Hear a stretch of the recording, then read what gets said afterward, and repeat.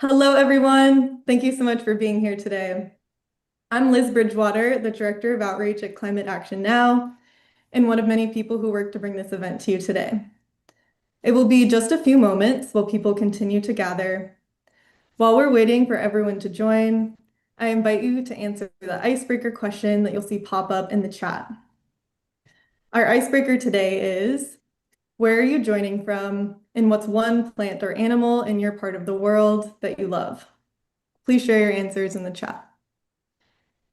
If you're feeling up for it today, please also share your video so we can all see each other. We will be recording this event and it will be available publicly online. If you do not wish to appear in any shared content, please keep your camera off. We'll send out a recording after the event. I'm very grateful for everyone who decided to join today because even though the news has been difficult to read for a lot of reasons lately, there really is still hopeful information about the climate. We just don't hear enough about it.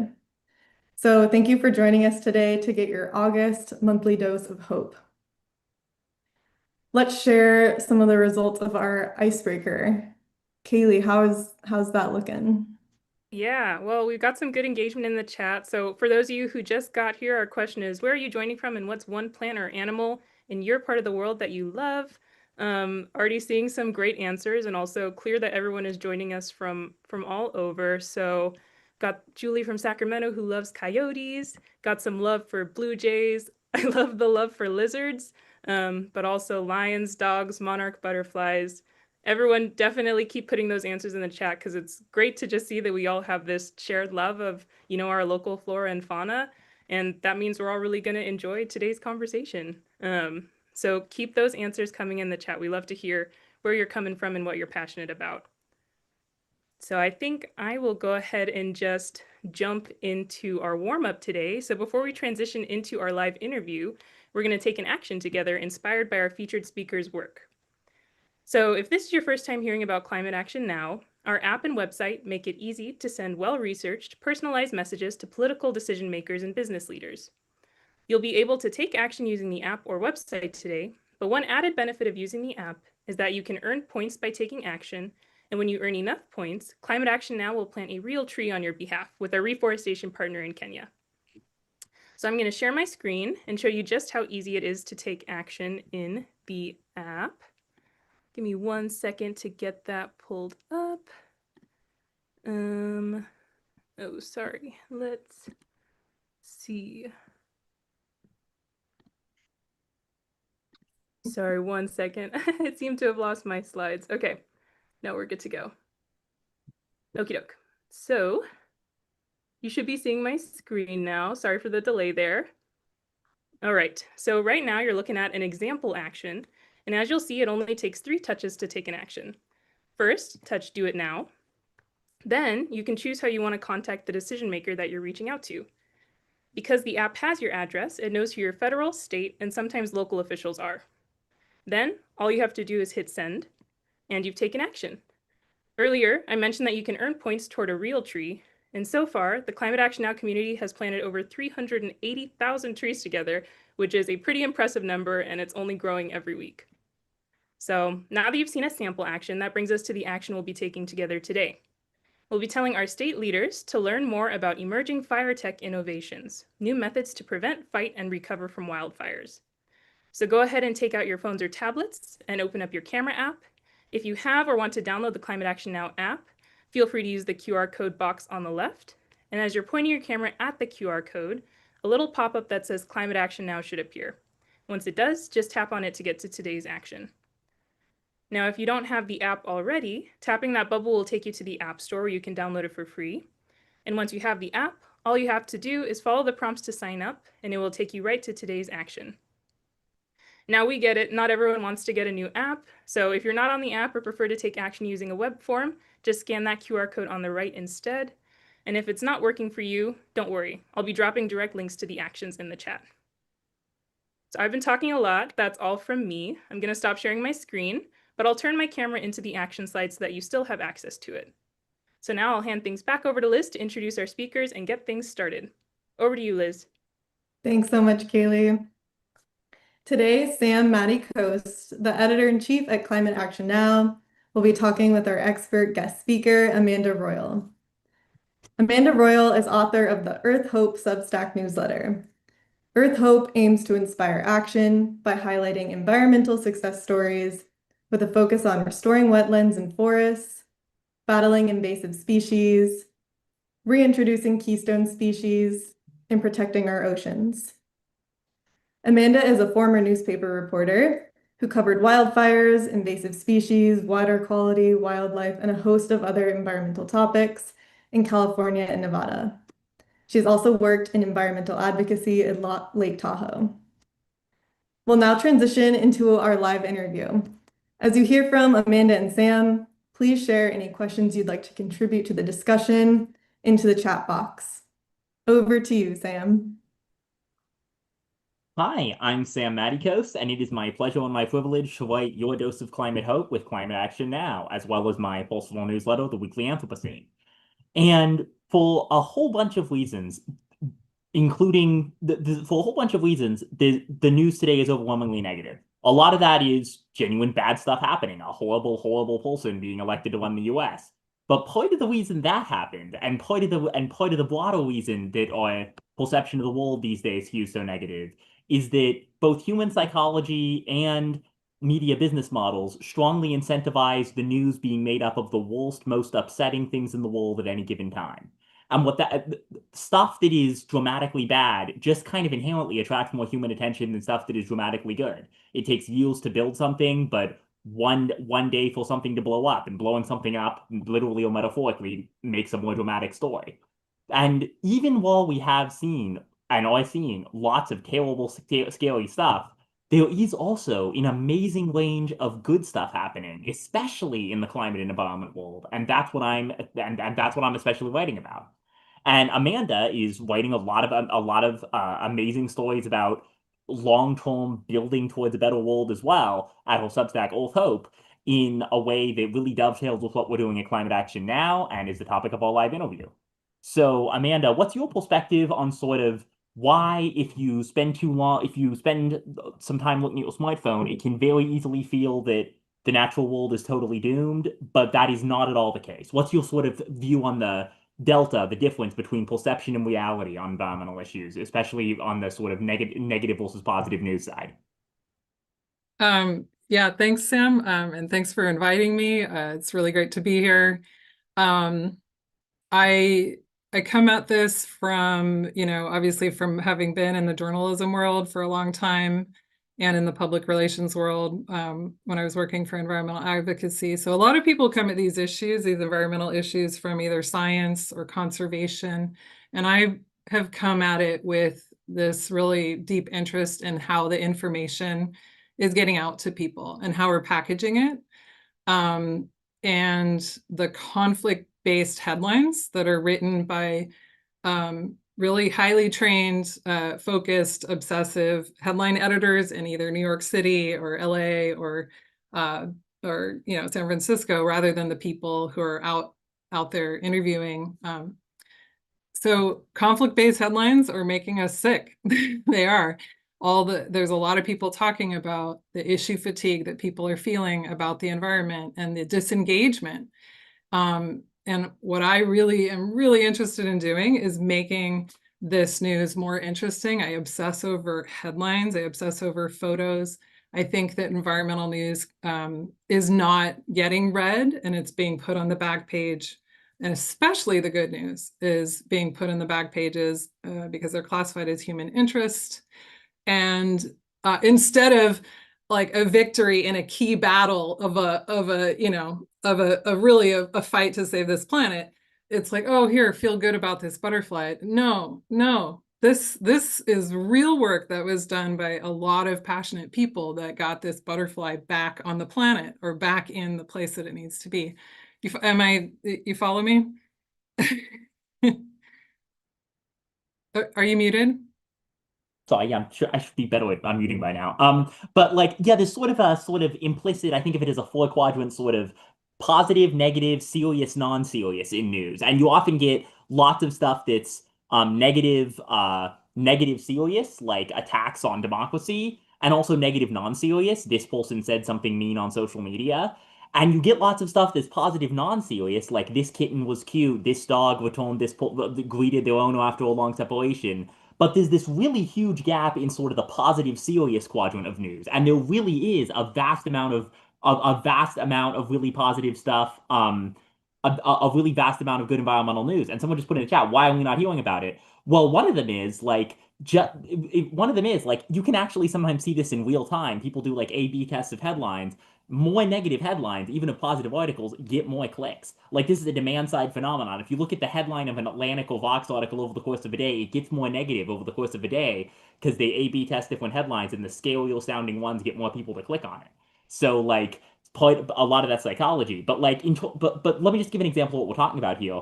Could you summarize for me, Amanda, what's been happening in New York Harbor around Manhattan? Because that's the kind of thing that's like, even when it's covered positively, people don't get into the details. It's sort of viewed as a small thing, but it's a big thing. The ecology of a harbor right outside America's largest city has been transformed in an immensely positive way, and that's an example of good environmental news that people haven't heard of. So let's just start with that example and then use that to build towards sort of bigger picture trends. Right. And I love that quadrant. I love that quadrant that you just mentioned, the serious positive news. And if we can, what I call that news is solutions-based news. We need to talk about solutions. There's a lot of conservationists and scientists that are begging for this, for us to raise that up, what the solutions are, what solutions are working. And in the case of humpback whales in New York Harbor, there's this very little known thing that happened in 2012, which is that catch limits were placed along the entire eastern seaboard on Manhattan, Pogey's Bunker. They're all, it's called different things, but it's a little oily fish, kind of like herring or sardines, that is a keystone species for the Atlantic.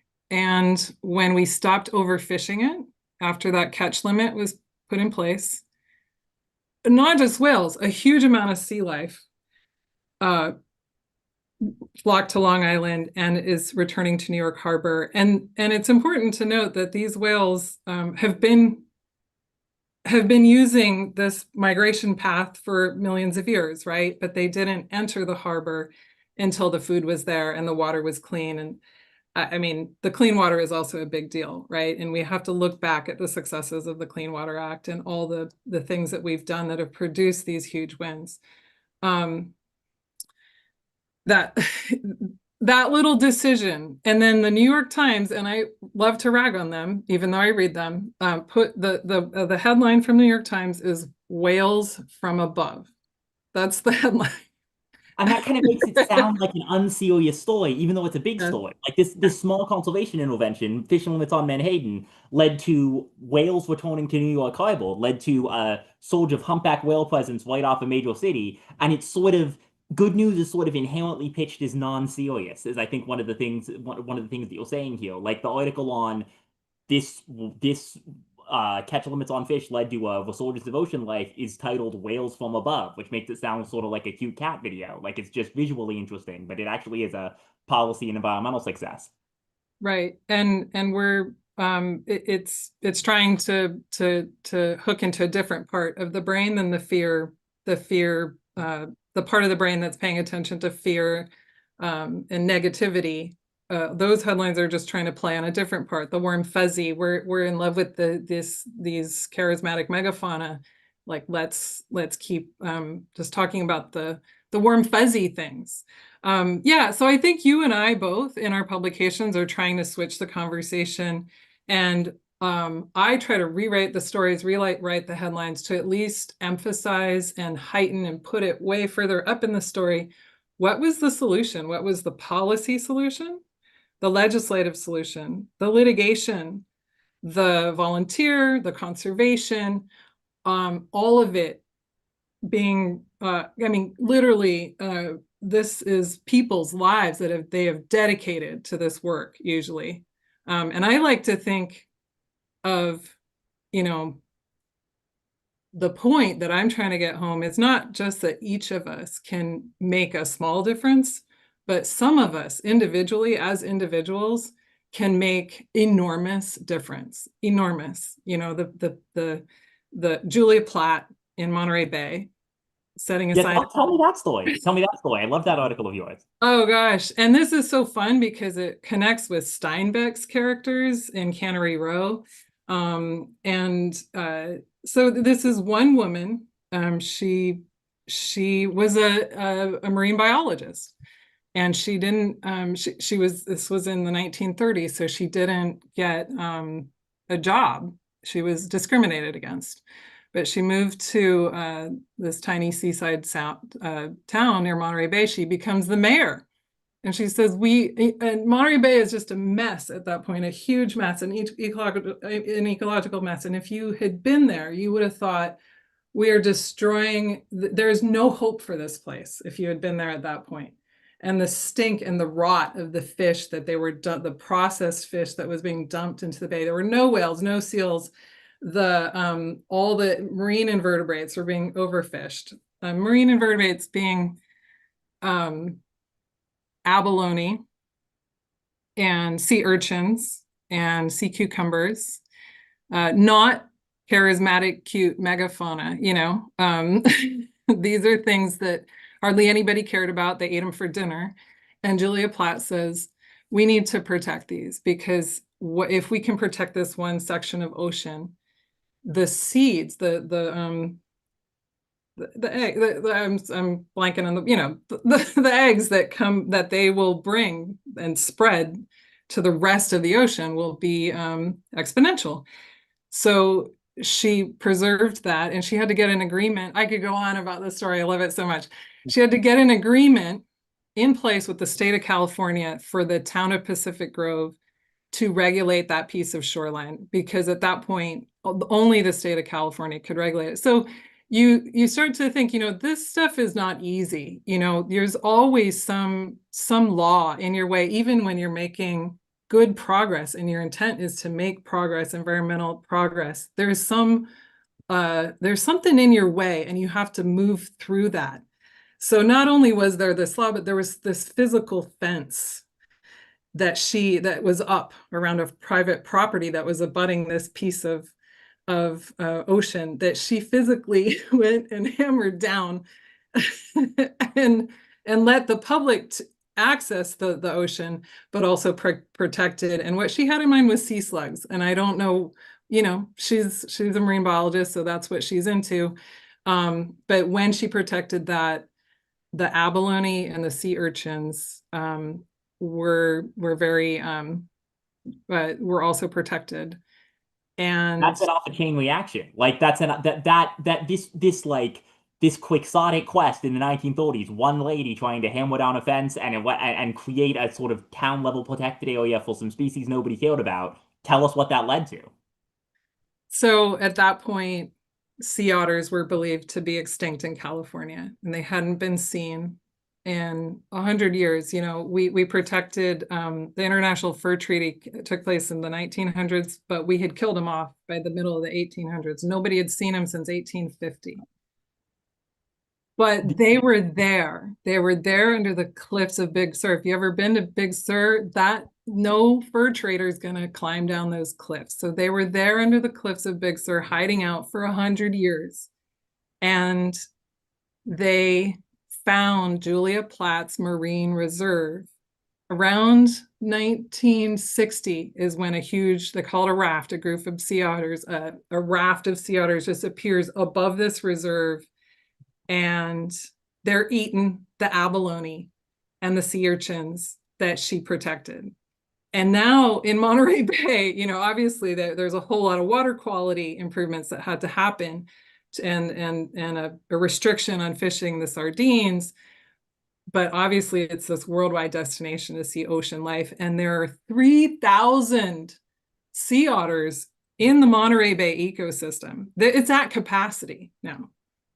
It's essentially a fully restored ecosystem, Monterey Bay. You've got kelp forest, you've got sea otters, you obviously don't have obviously it's in a modern world, it's warmer water and all that, but it has similar sort of species richness and just individual species population counts to what it would have had in its heyday in the 1700s. Yeah, I assume. Yeah. Yeah, I mean it's gorgeous to watch. There is, so if okay, I'll leave it at that. Yeah. Yes. I'm sorry if I'm moving you too fast, Amanda. I am putting the links to your. There is a lot more to tell about each one of these, but I'm kind of trying to do like a greatest hits jump between several different Okay. topics you've written about. So I'm sorry if I'm rushing you, but one thing that this sort of illustrates is that sort of in conservation, wild animals want to survive and have babies. Wild animal like the sea otters want to not die in full traps and to eat abalone when there's abalone and make more little sea otters. If you just give like a little foothold on a cliff or wedge in the door or whatever metaphor you like, if you just give animals a little chance, they can often come back really impressively. And like one example from modern California, I know you're in California, you've written a lot about California, is just the amount of stuff the Yurok tribe, the Native American tribe in Northern California, has been doing lately is just unbelievable. Like they've got this slice of land in Northern California, and you've written about, and other people have written about. They've managed to like remove a bunch of dams, reintroduce California condors, and do a whole bunch of other awesome stuff. They've been doing like a modern version of that Julia Platt thing, making their reservation into a haven for wildlife. So could you just give sort of a Cliff's Notes summary of what you've written about that in the Yurok Nation's work? Yeah, the Yurok Nation, they're so inspiring to me. And talk about hardship, and right, you know, what I think about anybody who has cared about something that they're losing, you know, the amount of steadfastness that they have to, you know, not only do the animals cling to life, right, and they're resilient, but humans and people who care about the places that they call home, they are also quite stubborn. And the Yurok tribe was given a reservation given, they had a reservation. And they lost it all. It was revoked. The reservation exists, but the land was stolen after the reservation was created, and that was through a law that I can't recall right now. But they are slowly getting all that land back. They've used carbon credits. You know, California introduced a carbon credit market where polluters can sell. They can buy. Offsets, like in that Right. California credit line. And they bought some of these from the Yurok tribe. The Yurok tribe raised millions from the land holdings they already had that are full of second growth redwood. So very, very valuable forest. They sold those carbon offsets, used it to buy more of their reservation back. And of course, this tribe, it's the biggest tribe in California. And they obviously have fisheries biologists and wildlife biologists and lawyers. And, you know, they have all the expertise that it takes to work with the National Park Service to bring back condors, the U.S. Fish and Wildlife Service, to bring back and say, we have a safe place for condors. They've brought back, oh my gosh, I was looking at 30 of them on their cameras the other night. I was blown away.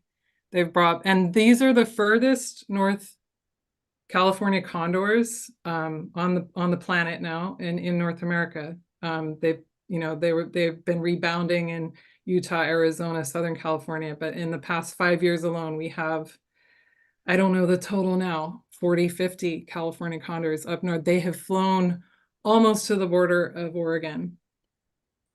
And I think, you know, Sam, I think it's really beautiful that the Yurok consider the condor to be the animal that brings the world into balance. I love that. Yeah. That the condor can fly the highest, so the condor takes the prayers of the people up to heaven and creates a relationship of renewal, right? I'm touched by that. And I think that those stories, right, when you have cultures that have stories like that, you raise children that bring back condors. You see what I mean? Like that's when you go and you fight to bring your condors back to your land, because you need that bird bringing the prayers up to heaven. Yeah, I'm an anthropology major as well. I don't know if you know, so I'm really fascinated. We covered redwoods, we covered salmon dams, condors. Another thing that I think that is really important to mention that a lot of people forget, and I asked my daughter who's in 8th grade, it's part of the California curriculum to teach about Native Americans and what they, I remember a project where she was supposed to build a shelter that they have. And I said, when you learn about like Native Americans, did you learn that they were still here? Or did you learn about them as if they were something in the past? And she was like, wow, they were something in the past. I'm like, well, they're still here. And they're really part of the conversation. They're really part of the science. They're really part of the conservation that is going on all across the US. And I know especially in other parts of the world too. Absolutely. And this really brings me to my personal favorite of all your articles, which is which I'd love to spend a little more time on, which is the Keok tribes, the neighbors of the Yurok in Northern California, and how they regained their sort of traditional rights to set fire, which in a lot of traditional conservation mindsets sounds like it's always a bad thing, but more and more in recent decades, sort of American science has come to realize that much of North America has been shaped for centuries by Native American prescribed bones and file management. So could you just sort of tell the story of, as you wrote in your article, how that sort of Native American sort of very old tradition was sort of full scorned and then sort of became sort of vilified and readopted by sort of mainstream science? So the Karuk are doing really good firework. I think they're leading the charge for all the tribal nations that want to see good fire back on the landscape. The more I read about this, I've always known that in the West that it's important, right, to introduce more low-level fire into our forests. But the more I read about it, the more I'm hearing about it like happening in Michigan and on the East Coast, and how it was probably used up and down North and South America as a tool. So the Karuk have a fire school. They are a firefighting school, a good fire and implementation school. They've worked with the Nature Conservancy. They're experts at this, I suppose. And just to cut in, just to sort of, most people probably know about this, but I just want to make sure we sort of have this as a baseline. The file setting on a small scale, on a small and controlled scale, can be a sort of firefighting. Like the most sort of intuitive, Right. the most intuitive description of these Native American practices that I've seen and that we all sort of are all familiar with the hard way since the COVID pandemic is that prescribed bones, good file, small scale file, is essentially a vaccine for file. Like it's a small amount of file to bone down the fuel load a bit, like to burn on the fuel load a bit without getting crazy and out of control, so that you have a little of the bad thing, so that you don't have a lot more of the bad thing out of control. Like kind of like how you train your body's immune system on like some genetic codes from viruses or dead virus bodies or however the vaccine's made. You can sort of train or tweak the forest ecosystem to lower the fuel load a little bit, create some file breaks with good file, so that when a bad file, an uncontrolled wildfire comes along, it's less likely to turn into an absolute conflagration that just destroys huge amounts of the ecosystem. Right, exactly. And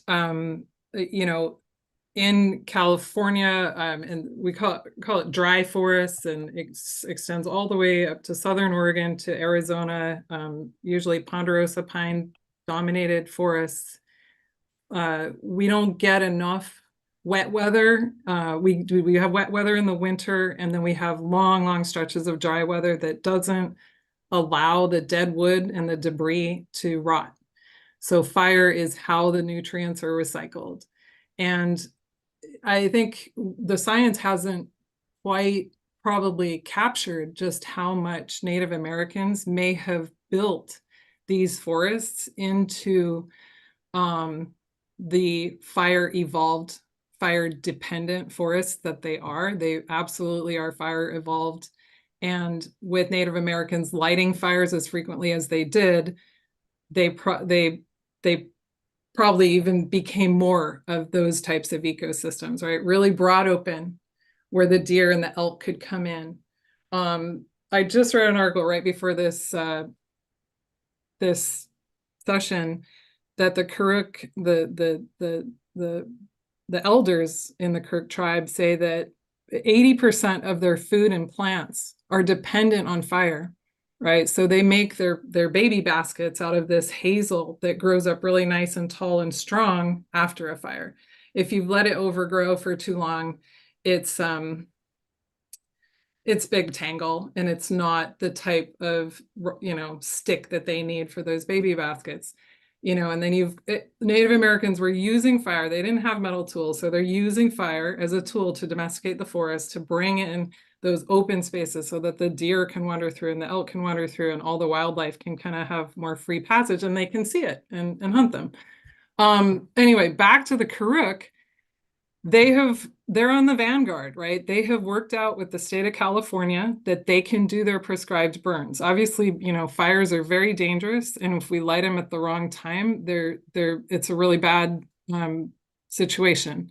We need to light the fires in the spring and the fall, right before, or right during the cool weather, right before the rains arrive, and we need to do it we need to take control of that and be the ones who are clearing the forest.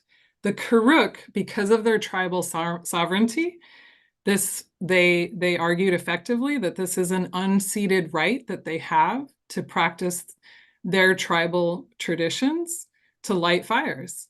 And that's where the state of California, SB 310, said, yes, the Native American tribes here in California have an unceded right. They never, they've been prosecuted for it. They've been arrested for arson for a century. But in fact, this is a right that they have to do this. And the Karuk are a great tribe to start that because they're already experts at it. I think we need to talk about fire all the time, not just when it's burning down houses, not just when it's burning down 1 million acres a year in California. We need to talk about it more as a society all the time. It is a fantastic tool for restoration. It just posted a story about this rare butterfly in Michigan that came back after prescribed fire. And that's a different forest from here, right? It's totally different there. And I wish we had names for forests, like we have names for snow, like, we have different ways to describe different forests. We need that nuance in our language because it's oak savanna up there, and they just created a succession regime up there by lighting it on fire. And then the lupin that this Karner blue depends on moved into that area after the fire was lit. Yeah, Did I answer your question about the Karuk? absolutely, because we're learning so much more about how North America became what it is today, and a lot of that, and across both American continents, yeah, 1491, exactly, like what that book and that whole sort of wave of research it is both part of and inspired found is that big chunks of the Americas, including stuff that seems like archetypally wild, like the Amazon rainforest, or like you said, the California dry forest, or the Great Plains, is in a sense a human created or at least substantially human altered landscape. That the big chunks of the Amazon were managed as food forests by the Terra Preta civilizations on like the Amazon and Xingu rivers. There's there there's a whole there's a whole range of sort of landscape scale management that a lot of European settlers didn't even realize was happening, but that now, as fire becomes a bigger issue due to drier and hotter conditions, climate change, we're starting to realize we could really, really use to be doing again. So one sort of interesting dynamic that's happening across a lot of land management spaces, and this is quite a controversial one. So I'd like to sort of I'd like to sort of carefully build to our reasoning on this. There's a bill before Congress right now, the Fix Our Forests Act, that that is sort of splitting the environmental movement. Some groups, some very reputable groups like the National Wildlife Foundation, Citizens Climate Lobby, a bunch of others are in favor of it, and some others like Environmental Defense Fund are against it. And it's sort of Environmental Defense Fund is for Oh, really? Okay, well, I was confusing with another one, but okay. But the point is, it's sort of a sheep in wolf's clothing. Like it sounds like a bad thing, but it's actually a good thing. It sound like it's being proposed at a time when there were lots of genuine attacks on public lands, like crazy attacks on the National Park Service, the Forest Service, NOAA, all sorts of stuff. But this is actually a good idea that just sort of has the sort of weird, just is arriving in this weird political moment. So could you, and what the Fix Our Forest Acts would eventually do is give the U.S. Forest Service rights to do stuff like the Karuk tribe is doing, to do more, to allow the U.S. federal government to sort of switch from its 20th century position of no fire at all through sort of the status it is now, where it is sometimes sort of allowed to do prescribed bones, but it's legally questionable, all the way to the U.S. Forest Service is allowed to do prescribed bones like Native Americans have done for hundreds of years. So could you and the reason that this is controversial is because one of the big things limiting prescribed bones and limiting sort of the return to Native American land management practices in North America are laws meant to protect the environment, like the National Environmental Protection Act, NEPA, and the California Environmental Quality Act, SEQA, essentially allow people to sue to prevent potential environmental harm, which was a great idea when it was invented in the 70s, but it's sort of evolved to a point where that means that almost anything environment related that you do can turn into a endless legal battle. And we really can't afford that with prescribed bones. There are already cases on record of the U.S. Forest Service wanting to do a prescribed bone. I think this was in Oregon, and people suing to stop it because they were concerned about it, and then a real wildfire coming through and burning down the whole forest because it didn't get a vaccine file. So so this would basically exempt prescribed burning. Yeah, I've written, Lisa has a great point. NEPA, this is why I alluded to this being a big issue. I have a whole in-depth article about this on my Substack. A lot of America's environmental protection laws are now a major problem for the environment because they're stopping us moving fast to do the things we need to do to fight climate change. I have a really in-depth discussion of that on Substack as well. But in the specific case of file, the major thing that they're stopping is prescribed bones and controlled thinning, the kind of land management practices that reduce fuel loads, so we can use these indigenous land management techniques. So Yeah. could you sort of go in on a little more depth with your experience? You've reported on this for roughly as long as I've been alive.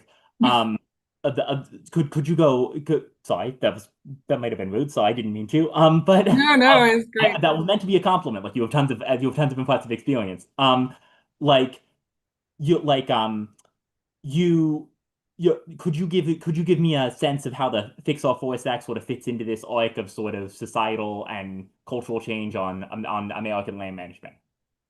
Yeah. And by the way, Sam, I think of you as my young male doppelganger in Maine. So Thank you. you know, your enthusiasm for these topics is also something that gives me hope that somebody as young as you has like read enough and knows enough to know that, look, we're regulating ourselves to death on some of these issues. We're opposing ourselves to death. You know, regulations can only go so far.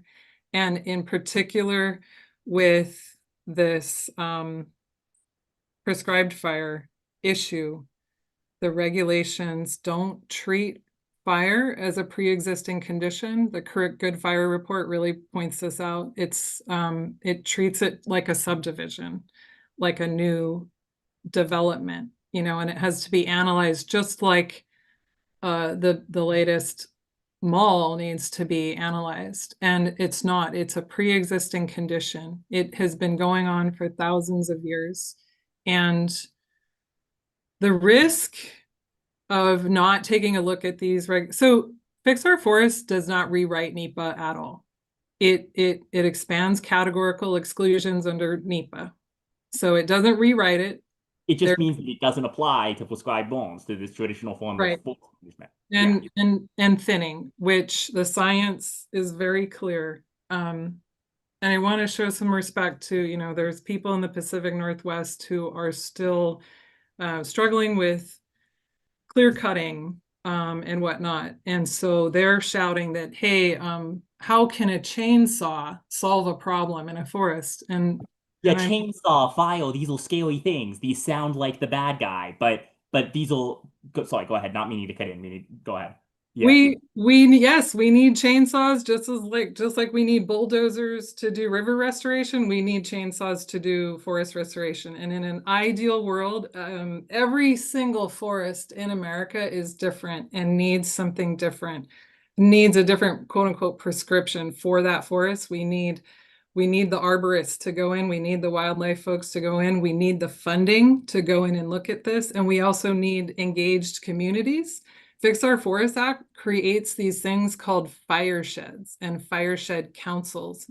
And the tribes whose ancestral lands these are, they are often on reservations right next to their ancestral lands that are managed by U.S. Forest Service. The tribes want a say. And so one of the groups that are supporting the Fix Our Forest Act are the tribes, their national group. Gavin Newsom, CAL FIRE have recently tossed in support for Fix Our Forests. The Nature Conservancy has tossed in support for the Senate version. Environmental Defense Fund, the National Audubon Society. There is growing support for this because the wildfires, when they happen hot, kill endangered species. They destroy endangered species habitat. They create horrible smoke for people. And that's an out of control wildfire. That's what you get when you haven't done prescribed bonds for 100 years. Exactly. And we need to keep talking and educating people that there's a difference. And I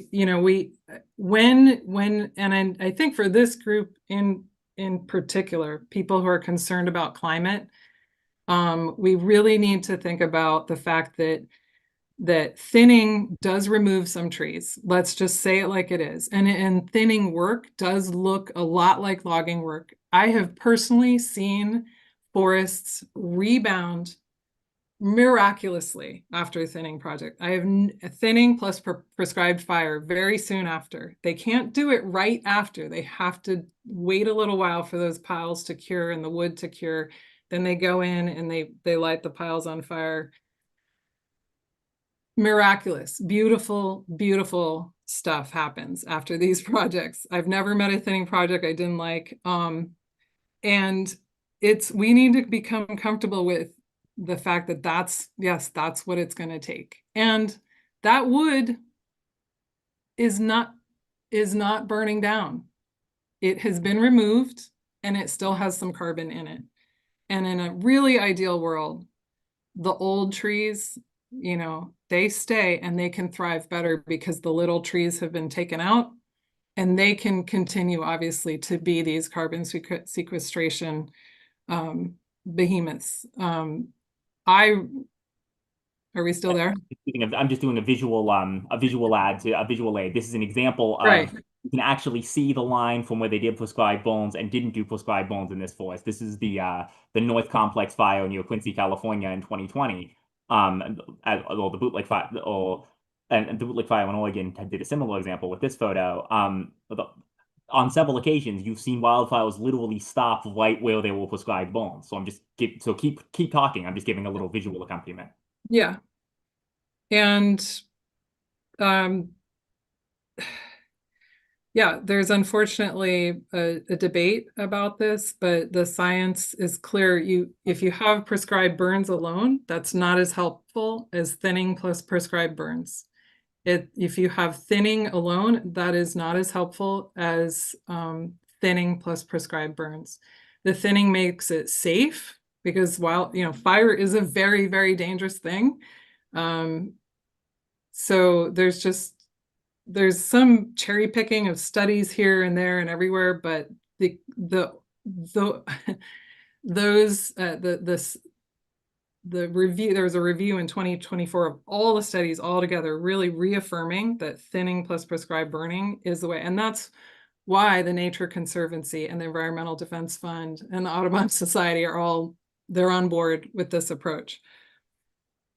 Yeah, absolutely. And like this is this is a live political issue. Like there's a bill that would sort of long term switch the U.S. Forest Service management style to focus on thinning on prescribed bones before the Senate right now. It's passed the House, and it's got bipartisan support. It's also got bipartisan opposition, and it sort of cuts across existing political divides. And um, the climate action now, one of the one act we've done some actions in favor of this bill, and those tended to be some of the most controversial ones we've done. A lot of people were concerned because they'd also been getting emails from some other environmental groups saying this is bad, this is another attack on public lands, but it's really not. It's easy to confuse it because it does mean it's giving people the power to do more stuff like setting small fires or removing some trees, but this is actually sort of a scaling up of a indigenous land management practice to a national scale.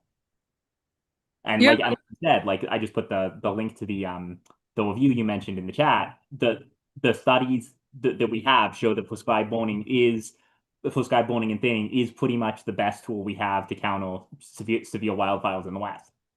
And it's really hard to communicate the I think on the East Coast now, the people are breathing the smoke from Canada, so they understand kind of what we have gone through in California year after year after year, and children going to school and 600 parts per million particulate matter in the air.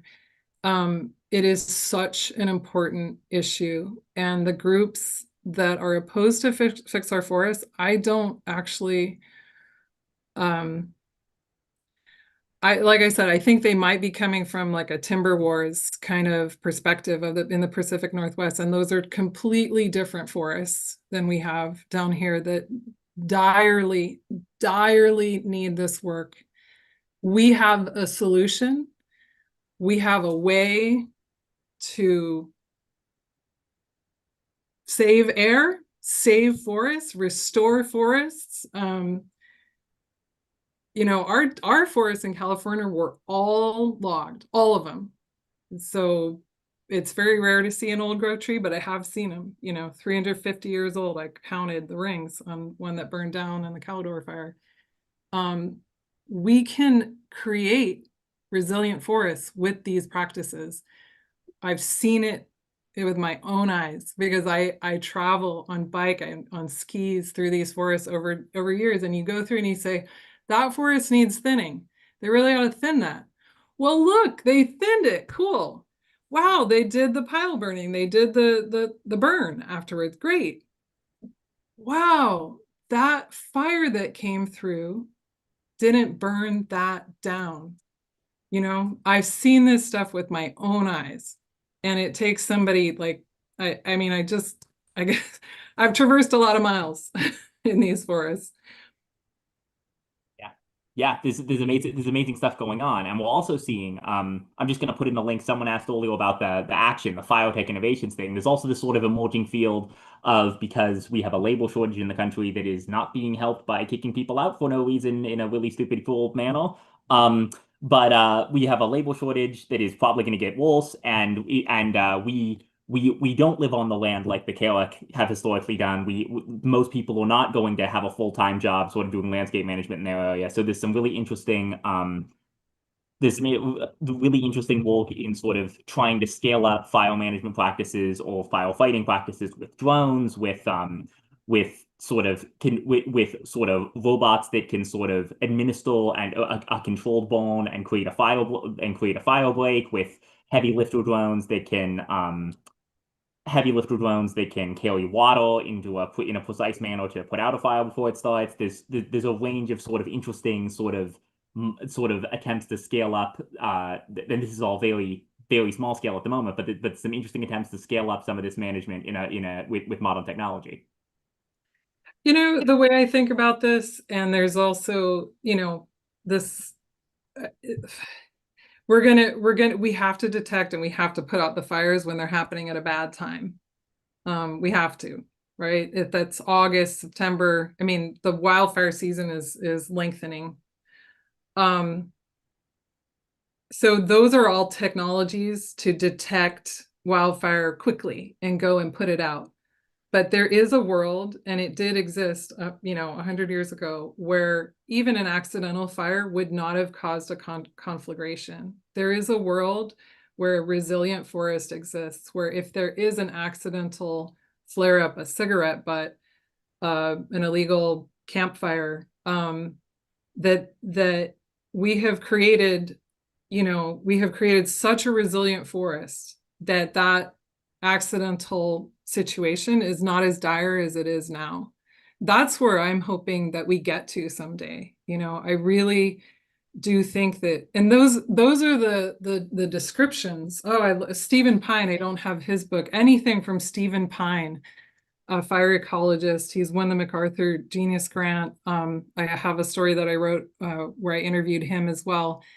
He, the historical knowledge, the settlers, the people who were here in California looking at the forests, they noticed the Karuk lit 7,000 fires a year. I mean, that's what the records are showing. That's how many fires there were, little low intensity fires. And we can get back to that state. And what I was getting to is that these early accounts also say that the fires were harmless over and over and over again, that they were harmless. It's okay, let them do it because it's harmless. It doesn't, because they're so frequent, it doesn't burn down the big trees. We can create these forests that have big trees, old growth forests that are very resilient. And we're the ones to do it. I'm sorry, we're the ones. We can't just let the forests heal themselves. That's, I think, also a kind of a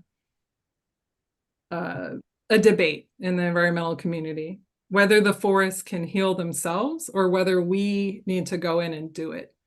I think that we know enough to know that if we get in there, we can make some improvements. So why not? Why would we leave our old growth forests with these little trees around them that will one day burn them down? Yeah, there's some interesting opportunities here to there's some interesting opportunities here to like I wanted someone just posted a really fun question in the chat that caught my attention. Do we need a new mascot instead of Smokey the Bear, or do we need a new mascot instead of Smokey the Bear, or does Smokey need a new message? And if you actually go to the Smokey the Bear website from the Forest Service, it talks about prescribed fire these days. The actual words in the mouth of like the Smokey the Bear icon online are saying this now too, but sort of the cultural perception of Smokey the Bear is absolutely no fire, fire bad. But so the sort of classic tagline, only you can prevent forest fires, still applies, but it might mean by starting a smaller fire earlier. It might be by doing this. It might mean by doing a vaccine for fire. So like, how would you advise sort of doing the cultural change, the cultural change in favor of this? The public relations and marketing around this is a very difficult task, very, very difficult. And Smokey the Bear is a lovable character, and we absolutely need to put out campfires. We absolutely need to be responsible when we're out there with cigarette butts. I personally have put out a cigarette butt fire when I was on a fire crew with the U.S. Forest Service a long time ago, and so, right. So the question is, and that really is our challenge, is how do we bring fire back as a conversation? And I think the crook with just calling their report good fire, and the folks in the fire ecology world are so frustrated because they've been trying for decades to bring it back as a conversation. How do you talk about fire as something that's not bad? But no, it's really bad when it's out of control. I think we need to tell more heartfelt stories about, this goes back to the beginning of the conversation. When I write about fire, I go deep and I tell my personal experience with it. And we need, people are very interested in other people's stories. They're interested in wildlife and forests as well. But the thing that we know, that I know from marketing, is that they're also just very interested in other people's stories. And we need to, not all environmental stories We need to bring them to life. We need to make them colorful, sexy. I don't know, just there is a turnoff going on right now, and we need to switch and bring people back into these subjects in an engaging way. Yeah, 'cause it is complex. It is nuanced. Like this sort of the traditional sort of total sort of purist and sort of landscape management theory, sort of which was guiding forest silver style policy in the 24th century, which is don't touch it. Like it's a pristine forest environment. We don't do anything. Humans should not be part of it. Prevent even Native American tribes from doing the stuff they've done there for hundreds of years. No human action in the forest at all. And then there's the stereotypical sort of developer consumer the sort of corporate perspective, which is sell it to me and let me do whatever I want, like have no regulation on it at all. But we should actually be doing the good things but not the bad things. We should be doing like a small amount of thinning and prescribed fire but not clear cutting. It's tougher to tell sort of a bright primary colors narrative about that, but that is actually what the forest needs. And I think a takeaway too, with all these things that I write about is that it takes a long, long time. It takes decades, and we don't see the results of our actions. We may not see them. Our children and grandchildren will, but this recovery, looking back at Monterey Bay, looking back at the sequoias, the giant sequoias in Yosemite that were the reason for the founding of Yosemite National Park, the Mariposa Grove, were saved by thinning. They were cared for by the Native Americans until the Native Americans were kicked out. And then there was a caretaker who lived there a long time who cut all the small trees out. And those trees would have burned. They would have burned in this fire, the Rim Fire, a few years ago. But the National Park Service had been thinning and doing prescribed fires for decades. So it's only in retrospect and looking back and looking over decades of these wise decisions that were made that we see, wow, this is really what we can, this is how progress is made. We need to keep telling these stories. The Mariposa Grove is a very touching story to me. Yeah, and I just got a note saying we've got to move towards final wrap up. We're heading toward the end of the hour. I'm working on right now an update to our action asking your senator to support the Fix Our Forest Act. And because this isn't a straight partisan issue, because it has some Democrats in support and some Democrats opposed, some Republicans in support, some Republicans opposed, this probably means that especially because there's even some, environmentalists in support and some environmentalists opposed, this is probably one where sort of your voice matters even more than usual because it can't be because politicians will be not just automatically going with, okay, what's my party's position on this? They'll actually be needing to sort of look into the issue for themselves. So so next Friday at the climateactapp.substack.com, your dose of climate hope, I will have a new action. We have a new article, action or quiz every day on climate solution and biodiversity solutions. And next Fridays will be about this, the Fix All Forest Act, in embedding Amanda's article about the Cowlick tribe. Awesome. I'll hop in here. This was an amazing conversation. I want to say a big thank you to Amanda for spending your time and sharing your expertise with us. And thank you to Sam as well. Before we wrap up, I've just got a few brief housekeeping items for your consideration. If you like what we're doing, please consider becoming a Climate Action Now supporting member. That really helps our small but mighty team continue to bring you hopeful events like this. I also invite you to join us for our next monthly dose of Climate Hope event. That's happening on Wednesday, September 17th at 11:30 a.m. Eastern Time. And we'll be featuring the U.S. clean energy leader and solar pioneer, Jigar Shah. Thank you again to Amanda for spending your time with us in this event. This brings us to the end of our event. We'll open our breakout room now for our panel only, please. And thank you everyone for joining so much. I hope you have a great rest of the day. Bye.